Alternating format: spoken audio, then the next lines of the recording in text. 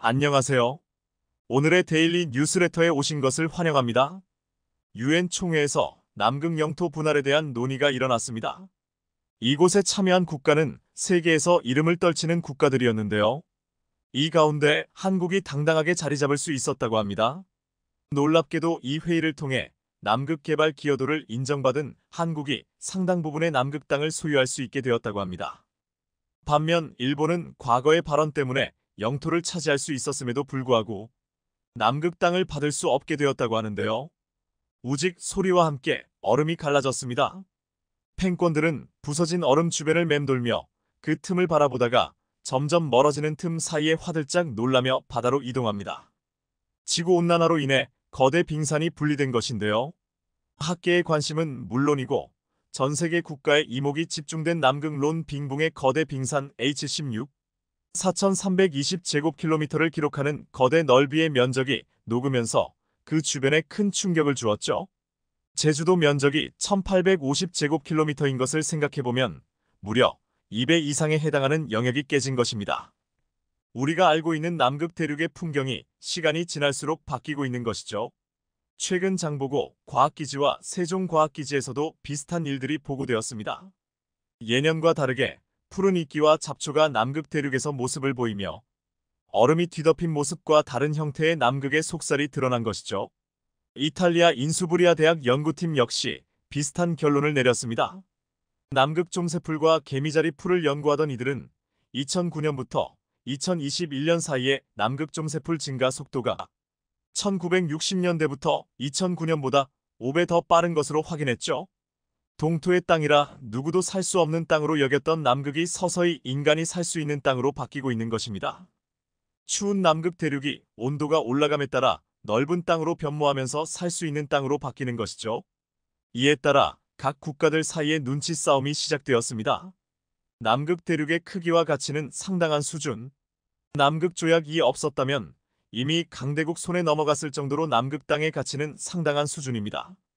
남극 조약은 미국과 소련을 비롯한 12개 국가가 체결한 조약으로 남극 지역의 평화적 이용 및 군사적 이용의 금지, 과학조사의 자유와 국제협력의 증진을 위해 만들어졌습니다. 이 조약에 가입한 한국도 남극 연구에 상당한 돈을 투자했죠. 명목상 평화와 연구를 위해 배타적 이용을 금지한 조약이지만 그 속내를 살펴보면 훨씬 복잡하다는 것을 알 수 있는데요. 조약이 체결될 무렵은 미국 소련 간 갈등이 심화되던 시기로 냉전으로 각국이 치열한 영토전쟁을 벌이던 때입니다. 이 시기 남극도 이들 갈등 한가운데에 놓인 땅이었고 어느 한쪽이 이를 정복하지 못하게 하게끔 만들어 놓은 임시적인 평화조약이나 다름없었죠. 균형을 위해 임시로 설정된 평화조약은 누군가가 어기기라도 하면 쉽게 깨질 수 있는 상황. 실제로 2048년이면 남극조약은 조약 만료를 앞두고 있는데요. 이미 이 조약의 무용성을 주장하며 각국에서 자국 영토 편입을 노리고 있습니다. 과거 아르헨티나가 영국이 지배하고 있는 포틀랜드 제도를 공격하고 이에 반격해 영국이 포틀랜드 수복에 나선 것 역시 남극 대륙 지배를 염두에 둔 정치적 계산이 있었기 때문일 정도로 세계 각국은 남극을 포섭하기 위해 야심을 드러냈습니다. 영국 외의 다른 국가들도 상황은 다르지 않습니다. 현재 전쟁을 치르고 있는 러시아 역시 남극 대륙이 자신의 땅이라 주장하고 있으며 중국도 남극 대륙의 영유권을 주장하면서 자신의 몫을 주장하고 있습니다. 얼음이 벗겨지는 남극은 이후 사람이 거주할 수도 있는 상황. 동토의 땅이 나중에는 기후위기의 최후 피난처로 자리매김할 수 있습니다. 남극의 가치는 여러 의미에서 상승 중이죠. 이런 가운데 놀라운 소식이 들려왔습니다. 향후 남극 조약이 폐기되고 각국에서 남극 대륙을 분할할 경우 한국이 상당 부분의 땅을 소유할 수 있다는 소식이죠. 남극 조약의 해체가 한국에게 엄청난 기회가 될 수 있는 셈인데요. 실제로 최근 개최된 유엔 총회에서 남극 개발과 연구에 기여한 상위 9개 국가를 대상 우선적으로 영토 개발과 영유권을 인정하는 것과 더불어 영토 배분에 들어간다고 합니다. 한국의 영토가 넓어질 수 있는 좋은 소식입니다. 그런데 한국이 직접적으로 남극과 가까운 위치가 아닌데도 불구하고 어떻게 한국이 남극 땅을 가질 수 있는 것일까요? 놀랍게도 한국이 남극에 배치한 여러 연구기지와 더불어 한국 이름이 붙여진 땅 때문에 가능한 일이라고 합니다.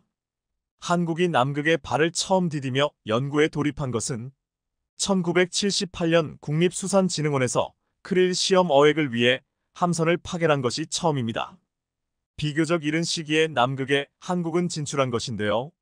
이후 남극조약에 1986년 가입하고 1988년 서남극 남세틀랜드 군도 킹조지 섬에 우리나라 최초의 남극기지인 세종과학기지를 세우면서 극지 연구가 비약적으로 발전되었습니다.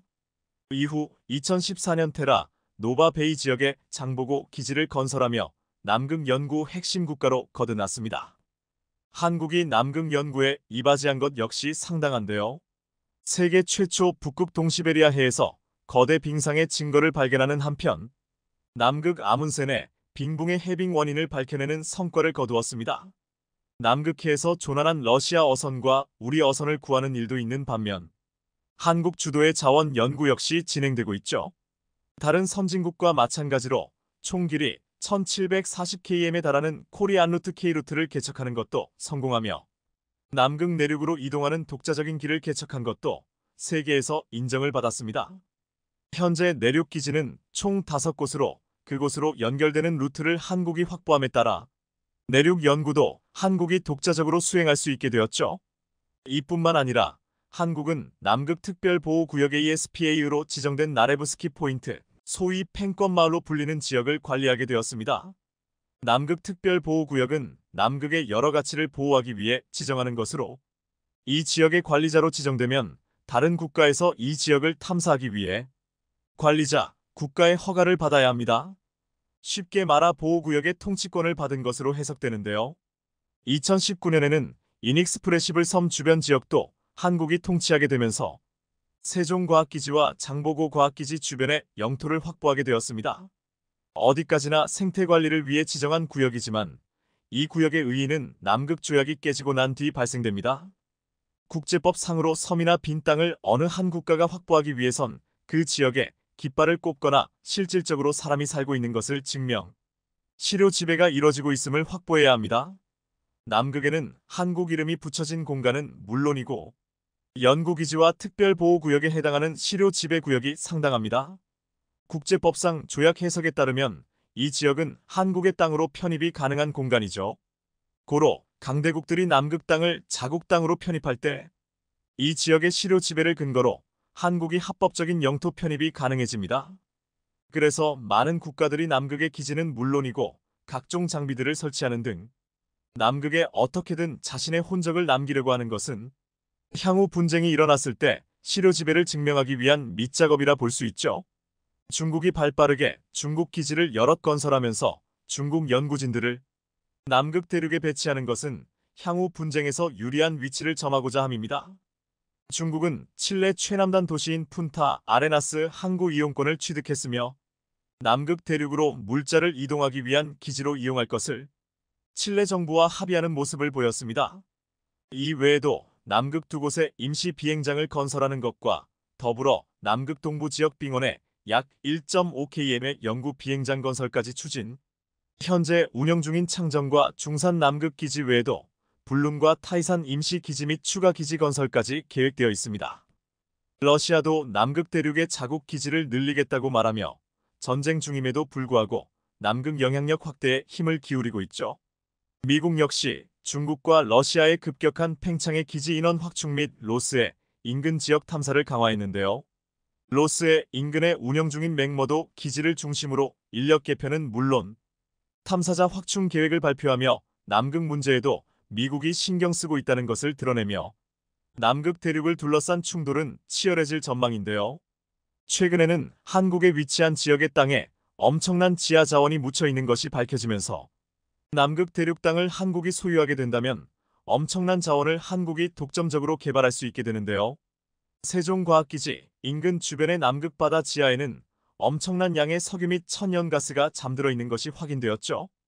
이 지역 근방에 다이아몬드 지층으로 알려진 킴벌라이트 광맥이 발견, 현재까지 알려진 것 외에 귀중한 자원이 다수 묻혀 있는 것이 밝혀졌습니다. 한국이 남극 영유권을 확보하고 개발하게 된다면 향후 100년 이상 자원 걱정을 하지 않아도 될 정도인데요. 반면 일본은 남극 개발에 일정 부분 기여했어도 땅을 배분받기 어려운 상황에 놓였다고 합니다. 바로 일본이 남극조약 당시 선언한 내용 때문인데요. 일본은 남극조약협의에서 영유권을 주장하지 않기로 선언한 국가입니다. 남아공, 벨기에와 더불어 영유권 비주장을 선언했기에 현재 남극에 위치한 일본 과학기지와 상관없이 땅을 받을 수 없는 것이죠. 반면 한국은 남극조약협의 당시 영유권과 관련해 어떠한 의견 표명도 없었습니다. 최초 남극 개발에 동의한 주요 국가는 아니었지만 이후 합류하고 난 뒤 많은 투자를 통해 영향력을 서서히 넓혔고 그 결과 한국은 세계 10대 남극 투자 국가로 발돋움할 수 있었습니다. 그 투자가 결국 남극 땅을 받을 수 있는 결과로 돌아온 것이죠. 일본은 뒤늦게서야 남극 분할과 관련한 회의에 참석하길 원하며 남극 땅에 일본이 투자한 것을 강조했다고 하는데요. 일본 도무지 기지를 비롯해 일본의 기여를 언급했지만 불행히도 비영유권 선언이 일본의 발목을 잡았습니다. 상심한 일본은 유엔 탈퇴까지 하면서 이에 불응하겠다고 하는 상황하지만 이미 과거에 선언했던 내용을 바꿀 수는 없죠. 덕분에 한국은 경쟁자였던 일본을 제치고 남극 땅의 상당 부분을 가져가게 되었습니다. 한국이 가지게 된 뜻하지 않은 남극 영토 지금보다도 더 넓은 영역을 관리하며 러시아 우크라이나 전쟁에서 위기를 느끼고 한국으로부터 수조 원어치 무기를 구매해 완전 무장한 폴란드, 그 덕분에 전 세계에서 한국 무기의 위상이 상당히 높아졌습니다.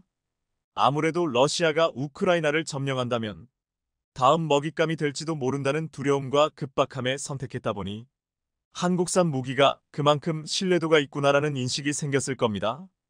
그런데 폴란드가 한국에 맡긴 것은 비단 안보에 그치지 않습니다. 폴란드 역사상 가장 거대한 석유화학 플랜트까지 한국 기업에게 전부 맡겼는데요. 오늘은 폴란드로 이동해 보겠습니다. 1965년 태국 파타니 나라티왓 고속도로 프로젝트를 수주하면서 해외 건설 역사의 시작을 알린 현대건설.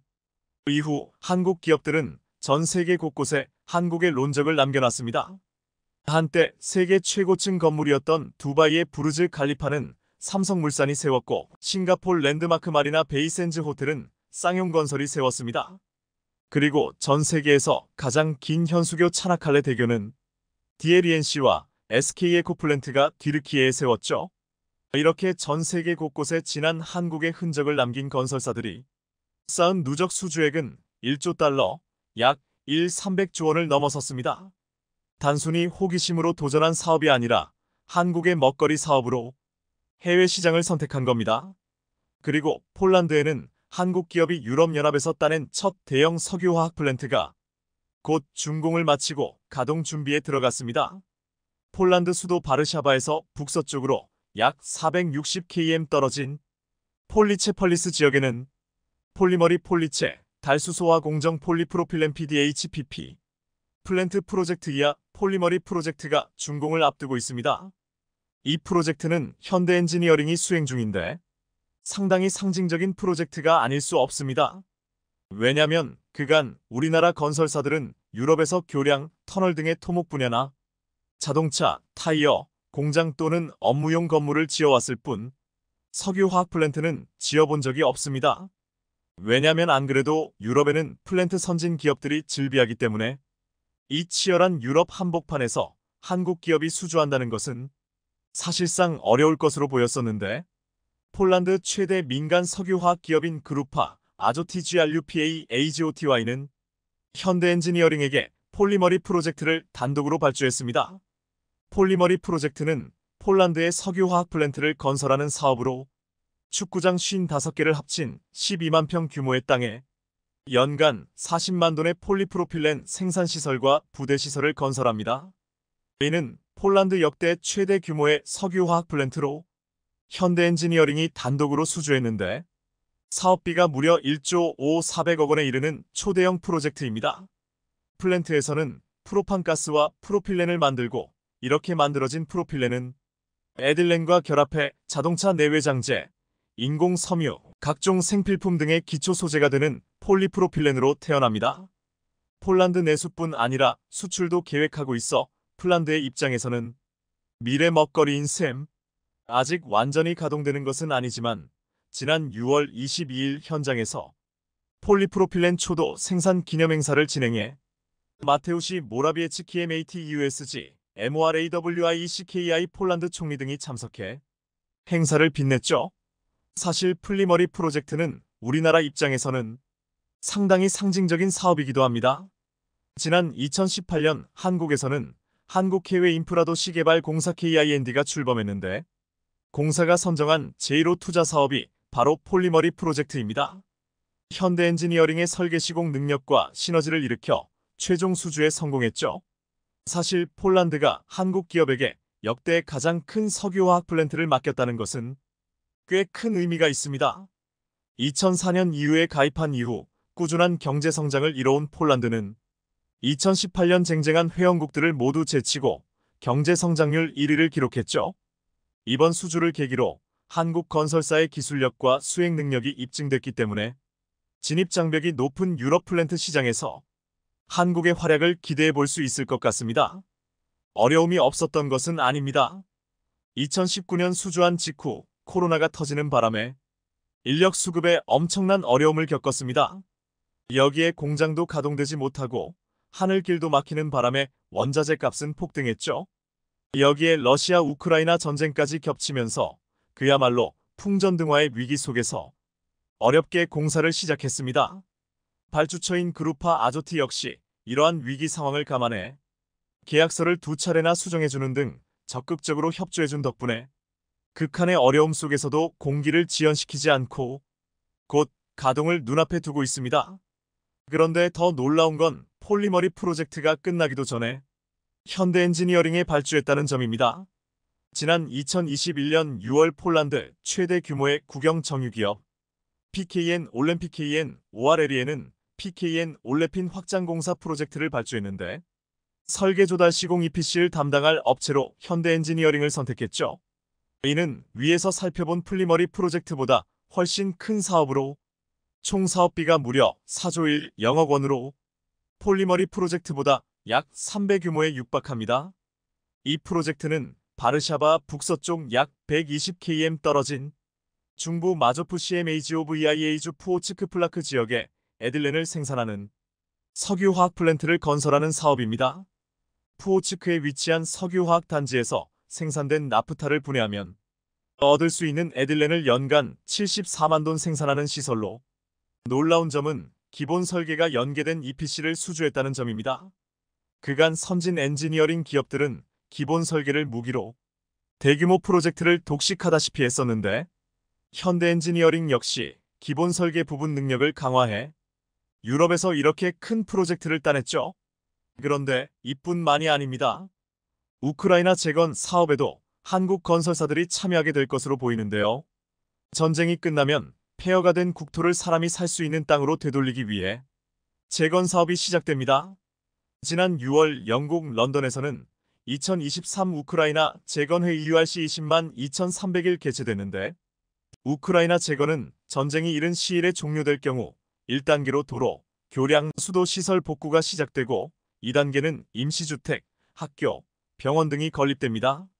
3단계에서는 경제 회복, 디지털 인프라 확립 등이 이뤄질 예정인데 우크라이나 정부가 발표한 재건 비용이 무려 2영조 원에 달합니다. 이제까지 한국 기업이 해외에서 따낸 건설사업 누적 수주액을 훨씬 뛰어넘는 규모죠. 물론 우크라이나 재건 사업의 주체는 미국과 영국 등 우크라이나를 지원했던 국가들이 주가될 수밖에 없습니다. 고마움의 표시를 해야 하니까요. 그런데 폴란드 역시 미국 못지않은 지원을 했습니다. 우크라이나와 국경을 마주한 폴란드는 인도주의적 차원과 군사적인 차원에서 모두 우크라이나 지원에 최선봉에 섰던 만큼 우크라이나가 재건 사업의 상당 부분을 폴란드에게 맡길 것은 자명한 사실. 이에 지난 8월 14일 현대엔지니어링은 폴란드에서 개최된 한 폴란드 비즈니스 포럼을 통해 이건의 주요 MOU를 체결했습니다. 지난 7월 윤석열 대통령은 리투아니아에서 열린 나토 정상회의 일정을 마치고 폴란드로 날아가 안제이 두다 폴란드 대통령과 정상회담을 가졌는데 이 자리에서 우크라이나 재건 및 개발 프로젝트 협력, 국토도시 인프라 계획 협력, 공공민간 기업 간 교류 및 협력 증진 방안 등 상당히 많은 MOU가 체결됐습니다. 이 중 눈에 띄는 것이 우크라이나 재건 사업입니다. 전쟁으로 파괴된 철도, 도로, 군사시설에 대한 재건과 폴란드 후방 보급기지 및 군 공항 등이 재건 사업 대상으로 선정됐죠. 현대엔지니어링은 폴란드 방안에 동행해 PZPGG와 MOU를 체결했는데, PGG는 폴란드 국방부 산하 국영 방산 기업으로 우크라이나에 상당한 네트워크를 구축하고 있습니다. 뿐만 아니라 PGG가 보유한 네트워크를 활용해 모듈러 작전 기지, 캠프 공급과 관련된 사업 기회를 발굴하고 향후 모듈러 주택 사업까지 확장해 나갈 계획인데요. 여기에 현대엔지니어링, 미국 USNC, 그리고 GRUPA AGOTY 펄리스 3자 간 초소형 모듈 원전 사업 협력 MOU도 체결했습니다. 현재 전 세계는 안전이 담보되지 못하는 경수로 원자로가 아닌 소형 모듈 원전에 올인하고 있습니다. 300MW MW급의 발전 용량을 가진 소형 원자로를 SMR 마절러 리액터이라고 한다면, 그보다 더 적은 10MW급 이하의 전력을 생산하는 원자로를 초소형 원자로 MMRMICR로 마절러 리액터라고 합니다. MMR은 발전 용량이 적기 때문에 중대 원전 사고가 터질 가능성도 현저히 낮고, 모듈러 설계를 기반으로 하기 때문에 신속한 시공이 가능합니다. 여기에 산간 및 사막과 같은 극지나 오지에도 설치할 수 있죠. 수요에 따라 원자로 모듈을 추가하는 방식으로 열출력 증가가 가능해 확장성도 높아 세계 시장 규모는 지속적으로 확대될 전망입니다. 일찍이 차세대 원전이라 불리는 MMR에 주목한 현대엔지니어링은 미국의 USNC와 글로벌 MMR EPC 사업을 추진 중입니다. 이에 아조티 그룹이 대주주로 있는 폴리머리 프로젝트의 사업장 내에 MMR의 도입 논의를 위해 MOU를 체결한 것이죠. 현재 폴란드에서 가동을 준비 중인 석유화학 플랜트와 더불어 우크라이나 재건 사업, 그리고 초소형 모듈 원전까지 앞으로 한국 기업들이 폴란드를 전초기지로 차근차근 유럽도 점령해 나가기를 바라는 마음으로 영상을 마치겠습니다. 최근 한중 갈등이 역사상 최고 수준으로 격화되는 가운데 중국이 한국에 넘지 말아야 할 선을 넘어버렸습니다. 자, 그런데 한국이 기막힌 방법으로 중국에 보복을 시작했습니다. 하루아침에 중국 최우방국이라 불리던 수십 개의 국가들이 일제히 중국과 무역을 전부 끊고 모두 한국산으로 교체하겠다는 폭탄 발표를 해버리자 중국은 국가 파산이 사실상 확정되는 분위기입니다. 도대체 한국이 어떻게 했길래 이렇게 하루아침에 중국 최우방 10개의 국가들이 이러한 파격적인 집단행동에 나서도록 할 수 있었는지, 여기에 한국이 얼마나 강력한 쐐기 한 방을 날렸길래 중국이 국가 파산이라는 사상 초유의 위기를 겪게 됐는지, 최근 한중 갈등이 최고조에 달하자 중국이 한국에 대한 보복을 시작했습니다. 싱하이밍 주한 중국 대사의 비외교적 발언으로 한중 갈등이 격화되고 있는데, 그동안 중국 정부가 과태료, 폭탄 등으로 현지에 진출한 한국의 은행들의 목을 쥐어온 사실이 밝혀져 논란이 되고 있습니다. 중국 현지 금융당국은 강도 높은 조사를 벌이며 지난해 과태료를 대거 부과, 한국 은행들에 너무나도 큰 타격을 입히며 들쑤셔 놓았습니다. 14일 금융감독원 전자공시 등에 따르면 중국 금융당국은 지난해 중국 우리은행과 중국 하나은행, 중국 IBK기업은행에 총 1,743만 위안 약 31억 원의 과태료를 부과했습니다. 또 같은 해 4월에 중국 국가외환관리국은 중국 우리은행에 국제수지보고 및 통계보고 오류를 이유로 과태료 20만 위안 3,600여만 원을 통보했습니다. 그리고 이어서 6월에 베이징 은행보험감독국은 중국 우리은행의 개인 경영성 대출 자금 용도 확인 미흡과 외화 지급 보증 내 보외대 취급 소홀 등으로 과태료 90만 위안 1억 6천여만 원을 부과했습니다. 9월에는 중국 국가외환관리국 광둥성 분국이 중국 하나은행에 외화 지급 보증 취급 소홀로 1,576만 위안 28억 2천여만 원 과태료를 부과했습니다. 이는 외환은행과 통합한 하나은행이 출범한 뒤 해외 금융감독 당국이 하나은행에 매긴 과태료 중 단일건 기준 최대 규모였습니다. 이뿐만이 아닙니다. 중국인민은행은 중국 우리은행의 고객신분 확인 의무 미준수 등을 이유로 과태료 198만 위안 3억 5천여만 원을 부과했고, 이와 관련해 중국 우리은행 전 법인장은 과태료 4만 1천 위안 700여만 원까지 별도로 통보받았습니다. 어이가 없죠? 중국 하나은행도 경영성물업 대출과 관련한 내부 통제 취약으로 베이징 은행보험감독국으로부터 과태료 350만 위안 6억 2천여만 원과 시정 조치를 요구받았습니다. 한국 은행들 입장에서는 하루빨리 중국에서 모두 철수해버리고 싶지만 중국 현지에 거주하는 한국인 교민들과 기업들이 있어 철수 결정을 내리지 못하고 있습니다. 이들은 중국 은행들로부터 대출을 받기도 어려울 뿐만 아니라 차별을 당할 것이 분명하기 때문이죠. 이것이 끝이 아닙니다. 중국에 있는 우리 기업의 주재원 7명이 회사에 이틀간 억류된 일이 밝혀지면서 논란이 커지고 있습니다. 중국 텐진에 있는 국내 가전업체 위니아전자의 공장 건물 2층 회의실에서 한국인 주재원 7명이 이틀간 억류됐습니다.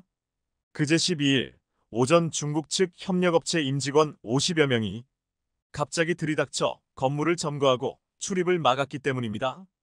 이들은 현지 공안에 도움을 요청했지만 아무런 조치도 없었습니다.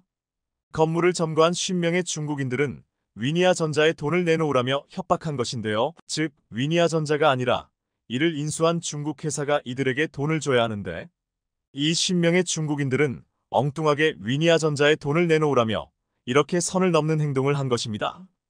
위니아전자 중국 주재원은 나가지 못하고 회의실에서 계속 감금 상태에 있었고 화장실을 가더라도 얘들이 따라오는 그런 분위기였습니다. 잠은 의자에서 그냥 쪼그려서 선잠을 잤습니다라며 공포에 휩싸인 목소리로 당시 상황을 생생히 전했습니다. 주중한국 대사관이 영사를 현장에 급파하고 나서야 상황이 일단락됐지만 한국 기업을 상대로 한 중국인들의 막무가내식 협박과 이를 그대로 방치하는 중국 정부, 마치 중국 정부가 이들을 뒤에서 조종해 한국 기업들에게 막대한 피해를 주고 있는 것으로 보입니다. 한국을 가장 만만하게 본 것입니다. 미국이나 호주가 중국에 같은 조치를 취했을 때는 불평만 늘어놓더니 아무런 대응도 하지 못했는데 한국만 이렇게 만만하게 보며 온갖 보복을 하고 있습니다. 자, 그런데 한국이 기막힌 방법으로 중국을 국가 파산에 몰아넣는데 성공하며 대반전을 만들어냈습니다. 더 이상 중국이 감히 한국의 보복을 생각조차 하지 못하도록 만들어버렸습니다. 현재 중국 내 경제 상황은 여러분들도 아시다시피 부동산 붕괴와 감당 못할 정도로 큰 부채가 쌓이며 쑥대밭이 되었는데요. 이를 살릴 수 있는 유일한 회망이 바로 중국이 그동안 천문학적인 돈을 투자한 1대1로 국가들에서 돈을 만들어내 중국에 보내는 것이었습니다. 자, 그런데 한국이 중국의 핵심 1대1로 국가들부터 시작해서 중국의 최후방국이라 불리는 이들이 한 번에 중국과 모든 교역을 끊어버리게 만드는 기적을 만들어냈습니다. 중국 외교 관리들도 인정하는 중국 최고의 맹방이자 중국 정부가 추진하는 1대1로의 핵심 국가인 파키스탄, 중국이 무려 62조 원을 투자해 파키스탄의 상하수도와 도로, 철도, 항만 등을 대규모로 건설하고 있습니다. 중국과 군사협력이 돋보이는 곳은 바로 세르비아. 세르비아와 중국의 대테러 특수경찰부대는 지난해 첫 테러 진압 합동훈련을 진행하며 미로를 과시하기도 했습니다. 중국의 대테러 경찰부대가 유럽에서 합동훈련을 한 것은 처음 있는 일이었죠. 뿐만 아니라 세르비아는 중국의 군사용 드론 윙능 1호를 처음으로 수입한 유럽 국가로 꼽히기도 했습니다. 나이지리아는 2016년 극심한 경제난에 허덕일 때 중국의 구조 요청으로 800억 달러를 지원받은 바 있습니다. 석유가 풍부한 나이지리아에서 중국은 유전, 가스전 사업에 많은 투자와 공을 들이고 있습니다. 이외에도 중국 기업들이 나이지리아의 철도, 공항, 도로 등 부문을 중심으로 수십억 달러에 이르는 인프라 개발 프로젝트를 진행 중입니다. 자, 그런데 이렇게 중국으로부터 천문학적인 지원을 받으며 중국의 최후방국이라 불리던 국가들이 최근 갑자기 중국을 향해 폭탄 발표를 했습니다. 중국과 모든 무역을 끊고 이를 모두 한국산으로 대체하겠다라고 말이죠. 도대체 무슨 일이 일어났길래 이들이 갑자기 중국을 배신했을까요? 친중국으로 유명한 세르비아가 러시아와 중국을 배신하기로 확정했습니다.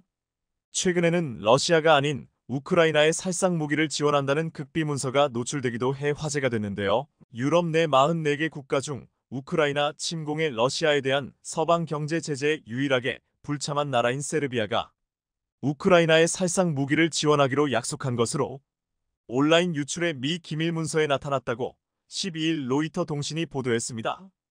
게다가 세르비아는 그동안 중국산 무기를 주로 수입해서 썼는데 최근 주변국인 폴란드 등이 한국산 무기를 도입해 전면 배치, 시범 훈련을 시행한 모습을 보더니 중국산 수입을 중단하고 한국산 무기에 대해 높은 관심을 보이는 것으로 전해졌습니다. 중국의 모든 인프라 건설을 맡기던 나이지리아도 중국과 거래를 갑자기 끊어버리더니 한국 건설사들에 모두 몰아주었습니다. 특히 대우건설은 지난 2일 나이지리아국 영석 유공사 NNPC 자회사인 카두나 정유와 KRPC이 발주한 카두나 정유시설 긴급 보수 공사 계약을 체결했다고 3일 밝혔는데요. 공사 규모만 무려 7천억 원이 넘습니다. 중국은 나이지리아 정부에 강하게 항의했지만 나이지리아 정부는 중국 고위 관계자를 만나주지도 않고 거부한 것으로 전해졌습니다. 중국 최후 방국들이 일제히 한국과 손을 잡아버리자 중국은 국가 파산이라는 역사상 최대 위기에 직면했습니다. 부동산 부실과 지방정부 채무 급증, 투자자금 이탈에 따른 위안화 가치 하락, 기업들의 실적 악화 등이 서로 맞물리면서 세계의 공장이라는 옛날의 화려한 명성도 퇴색되고 있습니다. 이에 더해 중국 1대1로 핵심 국가들이 갑자기 중국을 배신하고 한국과 손을 잡으면서 마지막 희망조차 사라져버렸습니다. 일각에서는 잃어버린 30년을 경험하고 있는 일본의 전철을 밟을 수 있다는 우울한 전망도 나오고 있습니다. 중국을 완전히 쓰러뜨리기 위한 LG의 쐐기의 한방도 나왔습니다. 세계 배터리 1위 기업 LG에너지솔루션은 중국과의 관계를 끊어버리는 과감한 결단을 내린 것으로 전해졌습니다. 이를 위해 호주 등과 손을 잡았는데요. LG엔솔은 호주 배터리 소재 장비 기업인 노보닉스와 인조흑연 공동개발 협약과 전략적 투자 계약을 체결했습니다. 인조흑연은 배터리 음극재의 핵심 소재로 지난해 기준 중국산 수입액 비중이 91.1%에 달했는데 이를 호주로 대체한다는 것입니다. LG전자도 중국을 손절해버리고 중동과 아프리카 시장에 적극적으로 진출하기로 했습니다. 현지화 맞춤 경영 전략으로 아프리카에서 최적화 제품을 생산하는 데 성공하며 최근에는 중국산 전자제품으로 도배됐던 아프리카에서 LG 열풍이 일어나며 중국 기업들이 막대한 타격을 입고 있는 것으로 전해졌습니다. 미국 정부가 자국 산업을 보호하고 중국 등을 견제하기 위한 명목으로 추진하고 있는 인플레이션 감축법 IRA가 곳곳에서 허점을 드러내며 유명무실해지고 있습니다. 시작은 테슬라였습니다. 보조금 지급을 위한 세부 규칙이 알려지자 테슬라는 중국 배터리 업체 CATL과 손잡고 교묘하게 우회해 보조금을 챙겨버렸습니다. 테슬라의 모델 3 스탠다드 레인지 RWD는 배터리는 북미에서 생산 및 조립된 부품을 50% 이상 써야 한다는 조건은 충족하지 못했지만 미국 또는 미국과 FTA를 체결한 국가에서 추출하고 가공한 배터리 광물을 40% 이상 써야 한다는 요건을 채워 최대 7,500달러의 절반인 3,750달러 지급 대상에 이름이 올랐습니다. 한마디로 중국 기업인 CATL의 리튬 인산철, 즉 LFP 배터리를 넣은 테슬라의 모델 3가 미국의 보조금을 받게 됐다는 얘기입니다. 배터리에 쓰이는 주요 광물을 테슬라가 조달한 뒤 이것을 CATL 측에 공급해 중국산 광물 사용을 피해버린 겁니다. 이렇게 되면 바이든 대통령이 중국을 잡겠다고 내놓은 IRA법이 무슨 의미가 있을까요? 법의 허점을 교묘하게 파고들어 보조금의 절반을 챙긴 테슬라는 바이든 행정부가 추진하는 IRA가 얼마나 허술한가를 보여주는 좋은 사례였습니다. 재미를 본 중국 CATL은 포드와도 손을 잡고 미국에 공장을 세우려 하고 있습니다. 이처럼 IRA의 추진 의도 자체가 무색해지자 미국 의회까지 나서 문제를 보완하려 했지만 뾰족한 대안을 내놓지 못하고 있는데요. 중국은 이미 10여 년 전부터 광산을 확보했기 때문에 전기차 회사들이 중국산 광물을 쓰지 않을 수 없는 상황입니다. 따라서 이런 중국의 우회 전략을 알고서도 봉쇄하지 못하고 있습니다. 지난 18일 미국이 추진 중인 IRA의 민낯이 드러났는데 황당하게도 보조금을 받을 수 있는 차들은 모두 미국 차들 뿐이었습니다. IRA의 보조금을 받을 수 있는 세부 모델은 캐딜락과 쉐보레, 크라이슬러, 포드, 지프, 링컨, 테슬라 등 16개 차종이었습니다. 지난해까지는 39개 모델이 보조금을 받았지만 한국을 비롯해 일본, 독일 등 7개 브랜드는 빠졌습니다. 결국 미국이 만든 IRA는 동맹국들에게 피해를 주고 중국은 교묘하게 빠져나갔습니다. 그동안 현대차와 기아 전기차 모델 중 유일하게 보조금을 받던 모델은 미국 엘라베마 공장에서 조립되는 현대차 GV70이었는데 이번에는 지급 대상에서 빠졌습니다. GV70에 들어가는 SK온의 배터리셀이 중국에서 제조된다는 게 이유입니다. 이 때문에 최종 생산지는 미국인데도 중국산 딱지가 붙어 이번 보조금 대상에서 빠지게 되었습니다. 상황이 이렇게 되자 미국 주요 언론들조차 바이든이 내놓은 인플레이션 감축법에 대해 비판적 논조를 이어가며 한국의 입장을 옹호하고 있습니다. 특히 LA타임스는 이렇게 보도했습니다. 현대차 그룹은 테슬라에 필적하는 전기차 경쟁력을 갖췄으나 바이든 행정부의 IRA로 불의의 일격을 당했다. 미 행정부가 현대차에 기습 공격을 감행한 것이다. LA타임스는 작년 13분기 아이오닉5와 기아 EV6 판매량이 전기차 시장에서 2위권 경쟁자였던 포드의 머스탱 마하2를 추월했다면서 가격 경쟁력을 갖춘 현대차가 전기차 대중화 시대를 향해 전진했다고 호평했습니다. 현대차 그룹의 전기차들을 테슬라의 주요 경쟁자로 같은 반열에 놓고 비교한 겁니다.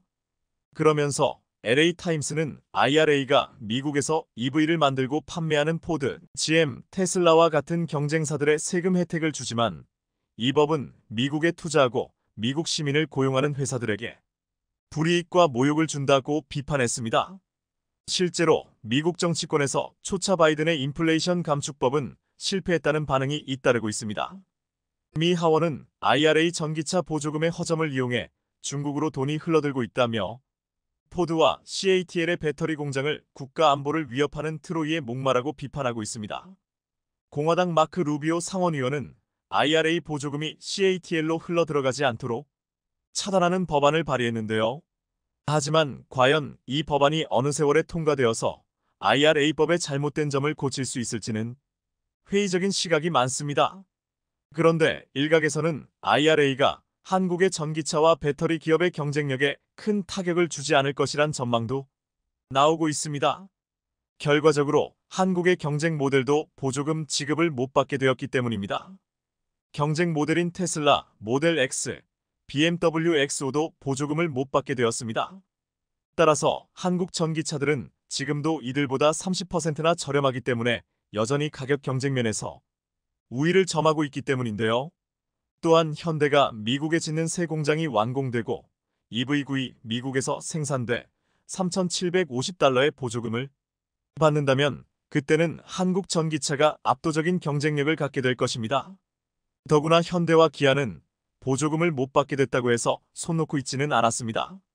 IRA의 예외 규정으로 세액 공제를 받을 수 있는 리스나 렌트와 같은 상업용 차량 판매를 통해 시장 점유율을 지켜가면서 보조금 대상에서 제외된 GV70의 배터리를 현재 중국산에서 북미산으로 대체하는 방안을 찾고 있습니다. 한국 기업들은 문제가 생겼을 때 해결 방법을 빠르게 찾는 것 하나는 세계 최고이기 때문입니다. 무엇보다 지금 한국의 저력은 IRA라는 복병을 오히려 우리에게 호재로 만들고 있는 데에서도 드러나고 있습니다. 미국에서 보조금을 계속 받게 된 미국산 전기차 모델 대부분이 K배터리, 즉 한국산 배터리로 채워져 있기 때문입니다.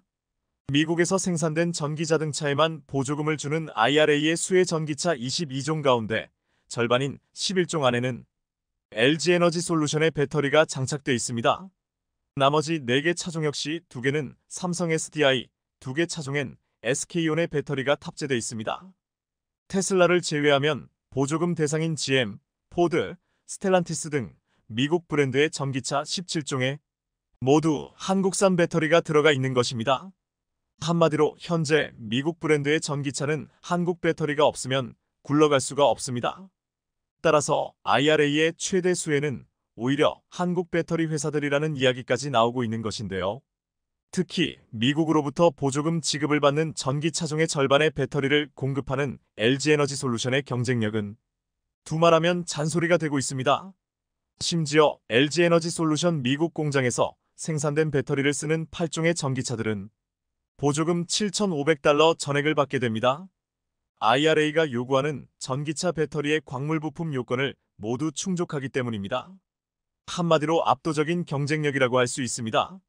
삼성 SDI 헝가리 공장에서 생산된 배터리가 장착되는 지프의 그랜드 체로키와 랭글러, 포드 이스케이프, 링컨 코세어 등 사종은 보조금 3,750달러가 책정됐습니다. 국내 배터리 업체들이 미국을 비롯해 북미 등의 전기차 배터리 공장을 빠르게 구축한 덕분에 이처럼 IRA의 수혜를 보게 된 것인데요.